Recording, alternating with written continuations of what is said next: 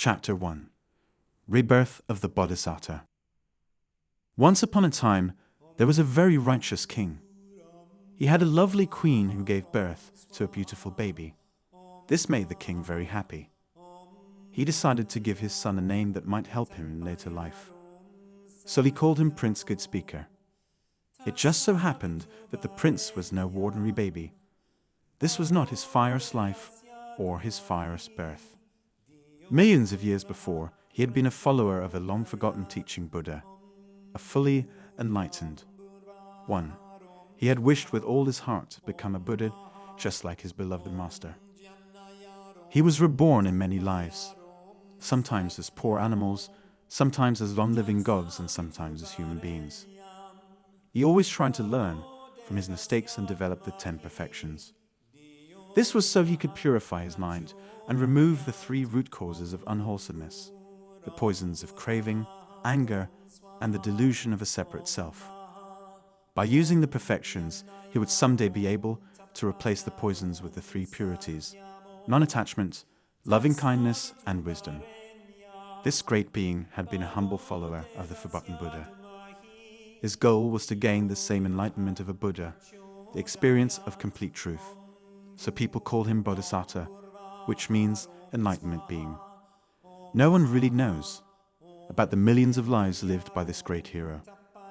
But many stories have been told, including this one, about a prince called Goodspeaker. After many more rebirths, he became the Buddha who is remembered and loved in all the world today. Chapter 2. The Teaching of the Gods. In time, the queen gave birth to another son, who was named Prince Moon. Shortly after, both children began walking about. Their mother suddenly became very sick and died. To help him look after his playful children, the king found a princess to become his new queen. In a few years, this queen gave birth to a beautiful, bright little boy. He was named Prince Sun. Since the king was so happy, he wanted to please his queen and reward her for bringing up all 3 children. So he promised to grant her one wish. The queen considered and said, "Thank you, my lord. I will make my wish at some time in the future." As time went on, the 3 princes grew into wonderful, playful youngsters. The queen saw that Prince Goodspeaker was intelligent and understanding. She thought, if these 2 older princes remain in the palace, my son Prince Sun will never get a chance to be king. Therefore, I must do something to make him the next king. One day, when the king was in a good mood, the queen respectfully approached him and reminded him of the promised wish. He was very happy and said, "Ask whatever you want." The queen said, "O my husband and king, grant that after the course of your life is over, my son Prince Sun will be the next king." The king was shocked by this request.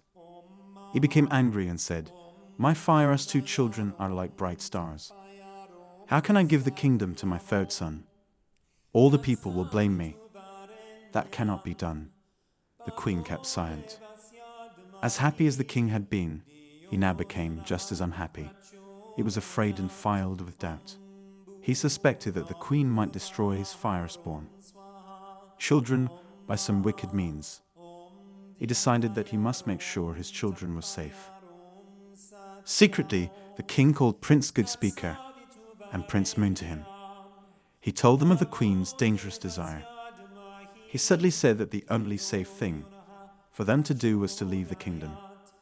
They should return only after their father's death and take their rightful places ruling the kingdom. The 2 obedient princes accepted their father's order and prepared to leave. In a few days they were ready. They said their sad goodbyes to their father and friends and left the palace. On their way through the royal gardens, they came upon Prince Sun. He had always been very affectionate and friendly towards his 2 older half-brothers. He was upset to hear that they were leaving for a very long time. So he decided that he too would leave the kingdom. The 3 friendly princes departed together. For several months they traveled until they reached the forest country of the mighty Himalayas. They were very tired and sat down under a tree. The oldest brother, Prince Goodspeaker, said to the youngest, Prince Sun, "Please go down to the nearby Lake and file some lotus leaves with water. Bring them back here so we all can drink." They did not know that the beautiful dark blue lake was possessed by a water demon.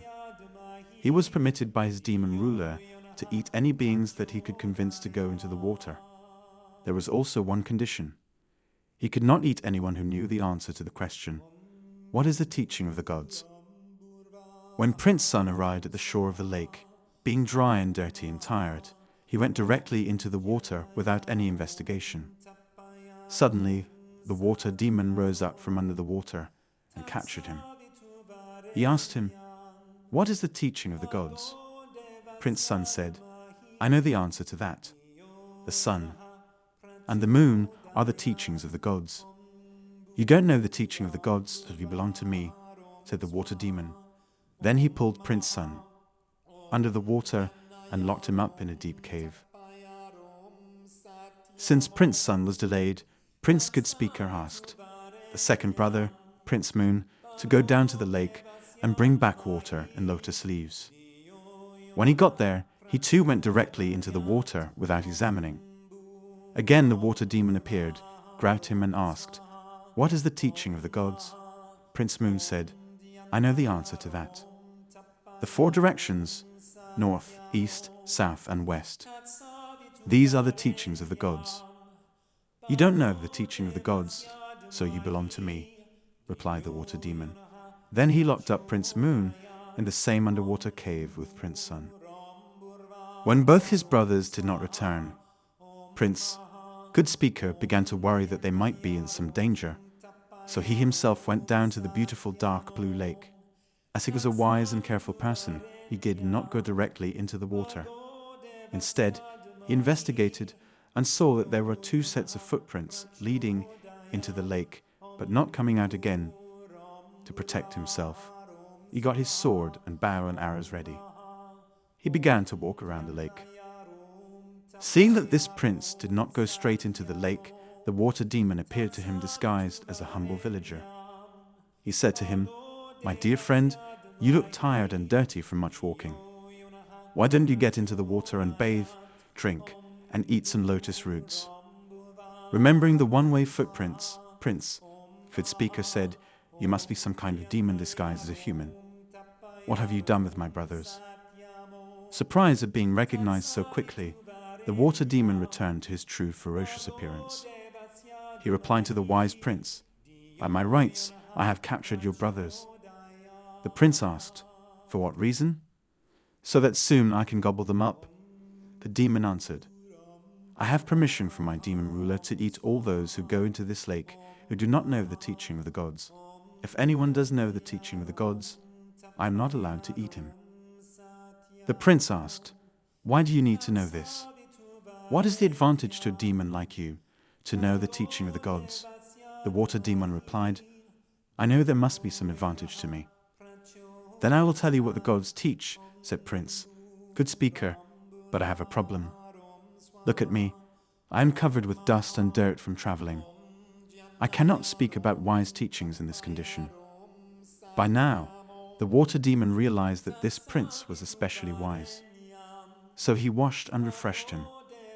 He gave him water to drink from lotus leaves and tender lotus roots to eat.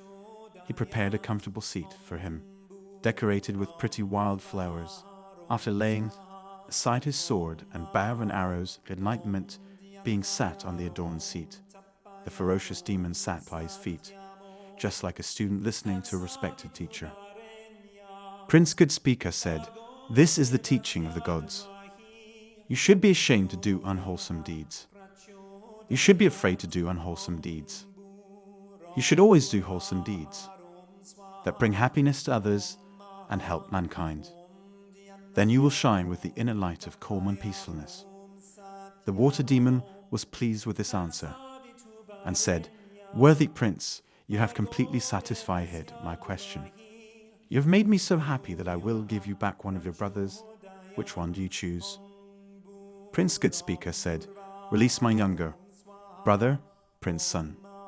To this the demon replied, "My lord prince, wise one, you know the teaching of the gods, but you do not practice it." The prince asked, "Why do you say that?"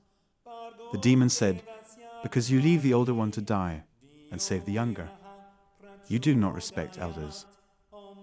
The prince then said, "O demon, I know the teaching of the gods, and I do practice it. We three princes came to this forest because of the youngest brother. His mother requested our father's kingdom for him. So it was for our protection that our father sent us here. The young prince's son joined us out of friendship. But if we return to the court without him, and say he was eaten by a water demon who wanted to know the teaching of the gods, who would believe us? They would think we killed him because he was the cause of our danger. This would bring shame to us and unhappiness to the kingdom. Fearing such unwholesome results, I tell you again to release the young prince's son." The water demon was so pleased with this answer that he said, well done, my lord. You know the true teaching of the gods, and you do practice that true teaching. I will gladly give back both your brothers." So saying, he went down into the lake and brought both princes back to shore. They were wet, but unharmed. Later on, the Bodhisattva gave further helpful advice to the demon. He said, "O water demon, my new friend, you must have done many unwholesome deeds in your previous lives, so that you were born as a flesh-eating demon. And if you continue in this way, you will be trapped in a terrible state even in later lives. For unwholesome deeds lead to shame, fear, and unpleasant rebirth. But wholesome deeds lead to self-respect, peace, and pleasant rebirth. Therefore, it would be much better for you to do pure deeds, rather than impure deeds from now on." This turned the demon from his past ways, and the princes lived together happily under his protection. One day, word came that the king had died. So the three princes, as well as their friend the water demon, returned to the capital city. Prince Goodspeaker was crowned as king. Prince Moon became the chief minister, and Prince Sun became commander of the army. The water demon was awarded a safe place to live, where he was well fed, cared for, and entertained for the rest of his life. In this way, they all acquired wholesome, meritorious thoughts, leading to rebirth in a heaven world. The moral is, unwholesome actions bring shame and fear. Wholesome actions bring self-respect and peace.